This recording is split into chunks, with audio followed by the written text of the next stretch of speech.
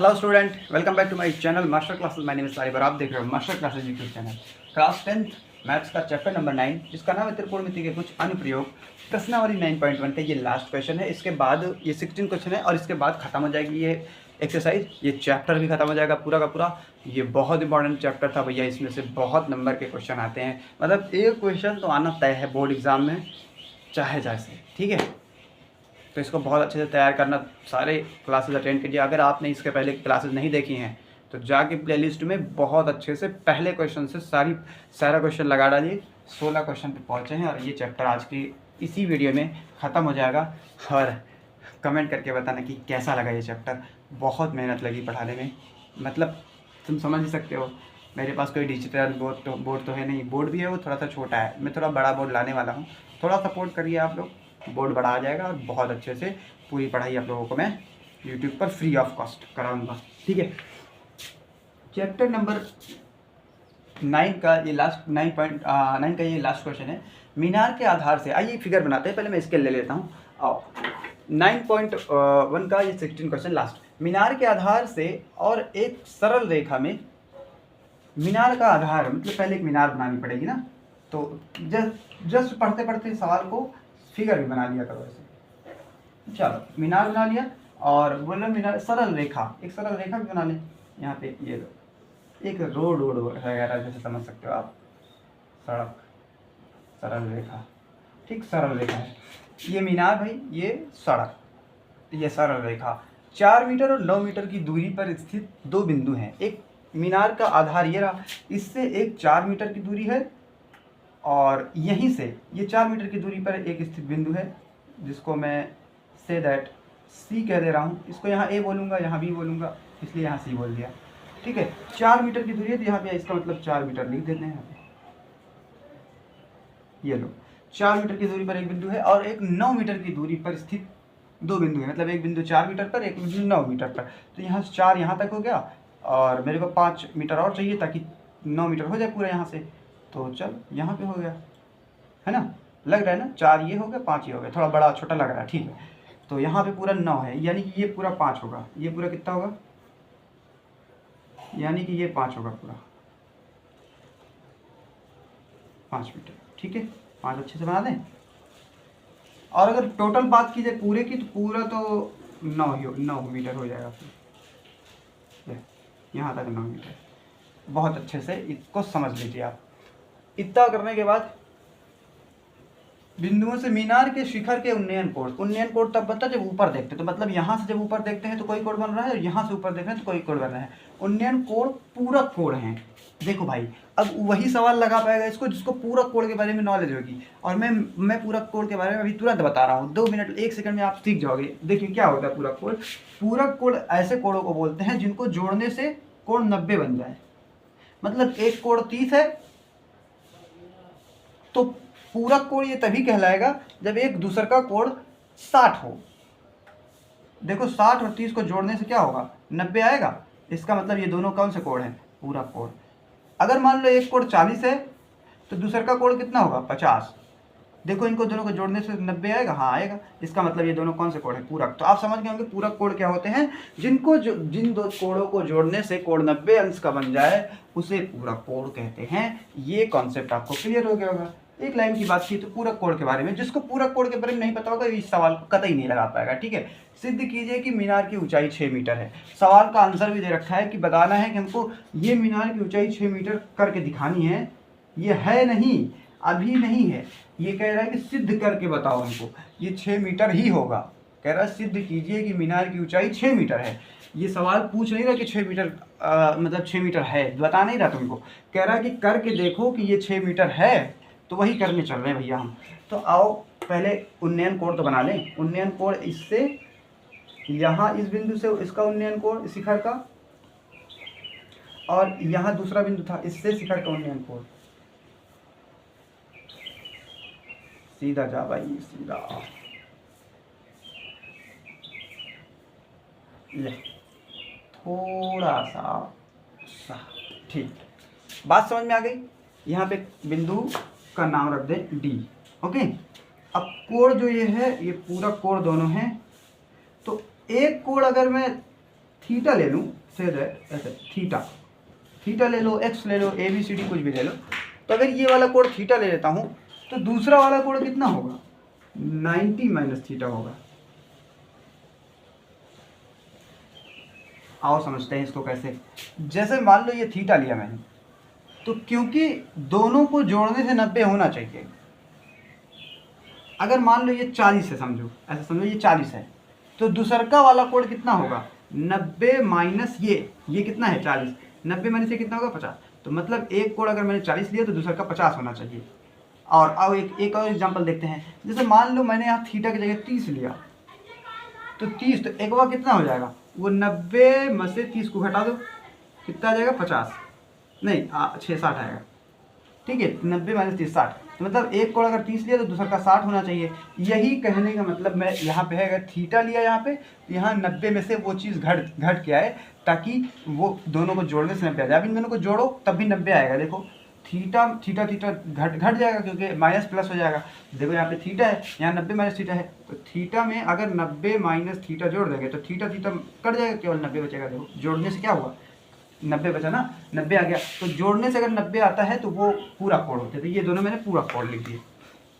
अब क्योंकि इसकी ऊंचाई हमें पता नहीं है, हालांकि आंसर में बोल रहा है कि 6 मीटर आना चाहिए, 6 मीटर सिद्ध करके दिखाओ, तो अभी तो हमें पता नहीं है। अगर हमारे सवाल लगाते 6 मीटर आ जाएगी। h बराबर हाइट इसकी कितनी है, 6 मीटर, उसने सवाल में सिद्ध करने के लिए दिया है, अभी तो हमें पता नहीं है। तो अगर हम सवाल लगाते h बराबर 6 मीटर ले आते हैं तो इसका मतलब हम सिद्ध कर देंगे कि हाँ भाई हाइट इसकी 6 मीटर है। अब सवाल स्टार्ट करते हैं। तो AB एक मीनार है, लिख देना आप, चलो लिख देता हूँ इस बात को। AB क्या है, एक मीनार है जिसकी ऊंचाई हमने ले रखी है h, ठीक है। और एक बिंदु C है और एक बिंदु D है, तो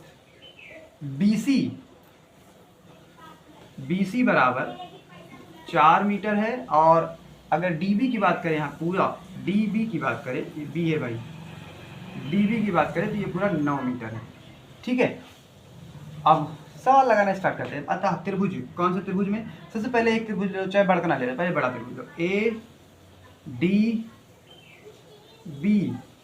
में, इस बड़े वाले त्रिभुज में tan थीटा लगाओ, क्योंकि हमें आधार और उसमें रिलेशन चाहिए। tan थीटा है, पता ही नहीं है कि थीटा 30 है 40 है 50 है, कुछ नहीं पता, tan थीटा रख लो। tan थीटा बराबर लंब बटे आधार, h बटे आधार कितना है, बड़े वाले त्रिभुज के लिए पूरा आधार है, पूरा 9 है, तो मैं 9 लिख दूंगा यहाँ से, ठीक है। h बटे 9, इक्वेशन नंबर 1 बोल दे रहा हूँ इसको याद रखना आप, समीकरण नंबर 1। अभी इसका काम लगेगा, ठीक है। इसी तरीके से अब बात करते हैं त्रिभुज छोटे वाले में, ACB में। अब क्या करेंगे, इसमें भी वही tan थीटा लगाओ, tan, लेकिन उसके लिए तो थीटा 90 माइनस थीटा है, तो tan 90 माइनस थीटा। अब आपको त्रिकोणमिति की नॉलेज होनी चाहिए, जो मैंने पढ़ाई थी आपको, पूरी चैप्टर पढ़ा दिया त्रिकोणमिति वाला, चैप्टर नंबर 8, ये 9 चल रहा है ना। tan 90 माइनस थीटा बराबर, जब tan लेते हैं तो लंब बटे आधार होता है, तो फिर से वही बात कि h बटा आधार, इस वाले के लिए आधार कितना है 4 मीटर, ठीक है। अच्छा इसको थोड़ा सा और भी सिंप्लीफाई कर सकते हैं क्या, tan 90 माइनस थीटा क्या होता है, cot थीटा। अब ये कहाँ से आ गया भाई, तुम पूछोगे।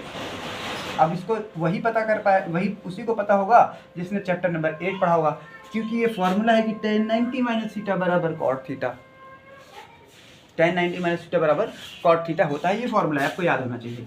चैप्टर नंबर 8 में मैंने बहुत ही बेहतरीन तरीके से पूरा चैप्टर पढ़ाया है और उसमें एक एक चीज़ बताई है।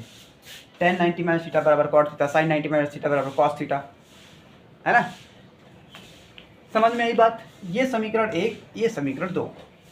अब ध्यान से देखो मैं जो करने चल रहा हूँ इस बार, समीकरण 1 और 2 को मैं गुणा करने चल रहा हूँ। अब कहोगे सर आपको पता था गुणा करना है क्या, मेरे को कैसे पता चलेगा, तो समझो बात को, ध्यान से देखो। मुझे ये जो tan और यहाँ पे cot दिख रहा है, मुझे नहीं चाहिए, मुझे इसको ये नहीं चाहिए, इसको एलिमिनेट करना है, कैसे भी करके इसको हटाओ यहाँ से, इसको कैसे भी करके यहाँ से हटाओ।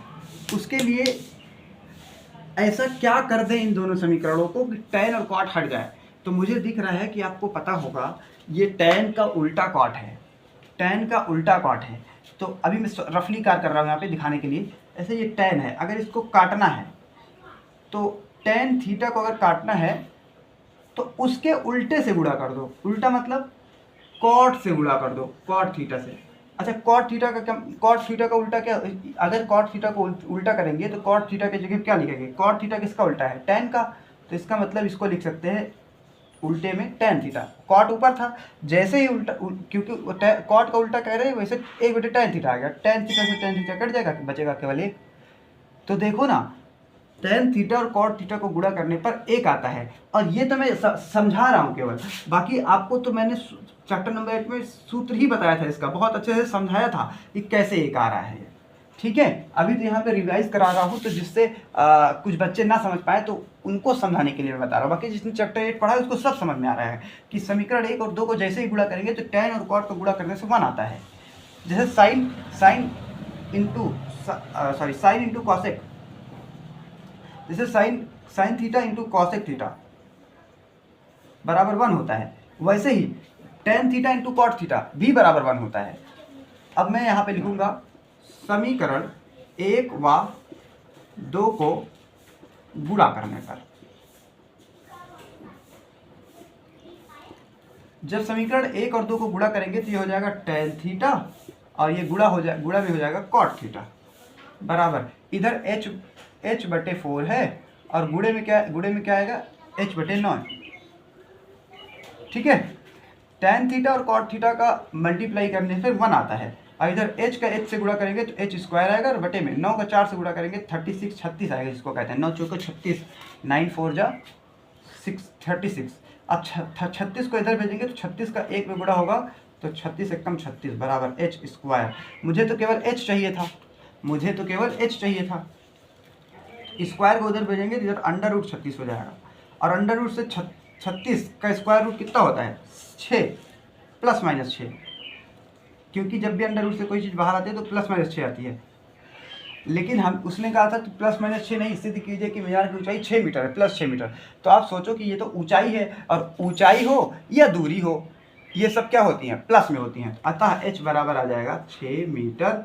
देखो ना 6 ला दिया मैंने, यही तो सिद्ध कर रहा था भैया कि मीनार की ऊंचाई कितनी है, 6 मीटर है। देख लो, बहुत अच्छे से उतार लो इस क्वेश्चन को, इम्पॉर्टेंट है थोड़ा सा एग्जाम के पॉइंट ऑफ व्यू से।